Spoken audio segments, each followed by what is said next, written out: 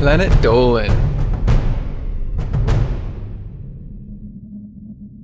Hey again, Sharky Boy here. Today I got a weird one for you about a guy I used to know during high school. So I never really went over to friends' places for the first few years of high school. I was way too shy and preoccupied with video games, but mostly just too shy. However, I do distinctly remember the first time I ever went over to someone's place after school. Let's call this guy Scribble. Scribble wasn't really a good friend of mine. He was in my friend circle, but he was always a little on the weird side. He was bone skinny and balding at 16, with eyes that kind of looked through you, like he was never 100% there when you were talking to him. He would make weird sexual jokes about things he really shouldn't, and laughed at things that most people just don't. He was an odd dude, but didn't put too much thought into it. Anyway, I was kind of desperate to make a more solid friendship at this point, and I figured there was no harm in at least going over to someone's place and seeing if there was something else behind all the awkwardness, but boy was I wrong.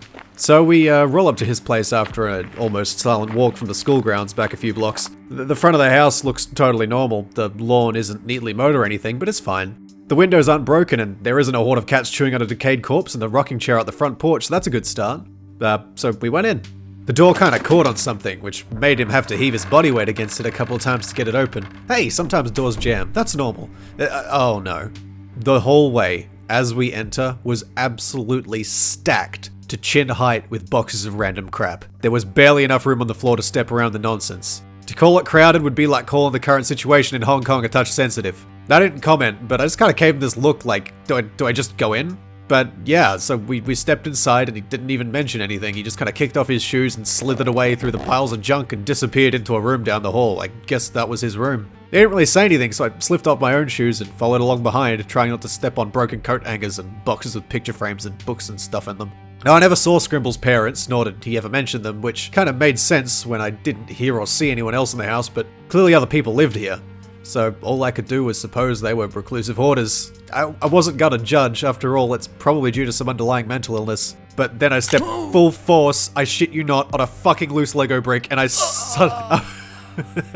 after silently biting my arm and leaning against a pile of boxes like I'd been fucking shot for a few agonizing seconds, I made my way in after Scrimble. And for the love of God, it was no better in there. The desk for his computer was stacked high with half-empty drinks and various fast food wrappers. The floor was covered. I mean, absolutely covered. There wasn't a square inch of clear floor covered in clothes. I didn't even know if they were clean or dirty. The whole place smelled of cat piss. But I never saw any cats. Anyway, I was keeping silent still at this point, and when he finally spoke up, he was just like, so yeah, I spent a couple of grand on this bad boy. You want to play some Just Cause 2?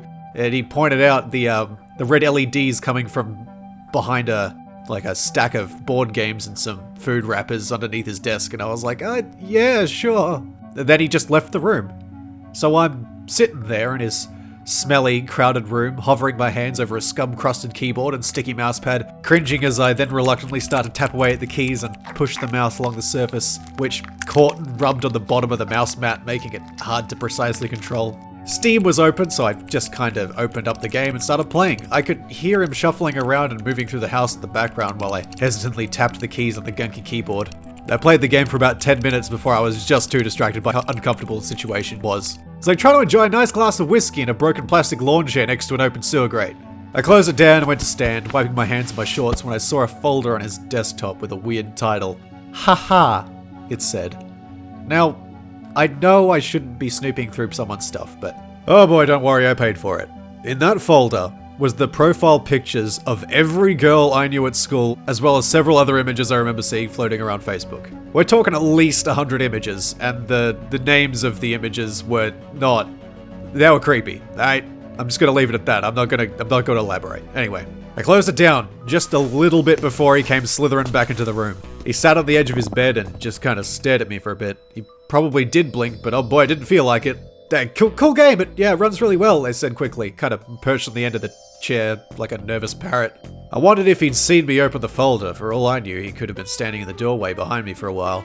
Yeah, pretty cool, eh? He replied, still staring, expression kind of flat. Then there was silence for what felt like minutes as we just kind of sat across from each other, me feeling all kinds of awkward and creeped out, and him, well, I have no idea what the hell he might have been thinking. But he did stand up and he just came over and stood next to me. Why'd you stop playing? He asked. Hey, yeah, look, I gotta go. I just remembered I gotta be home for a thing, I said quickly, to which he just shrugged and mumbled, okay. I picked my way out, stepping on the same bloody fucking Lego on the ground and crashing into the front door. I jammed my shoes back on and briskly limped out of the house.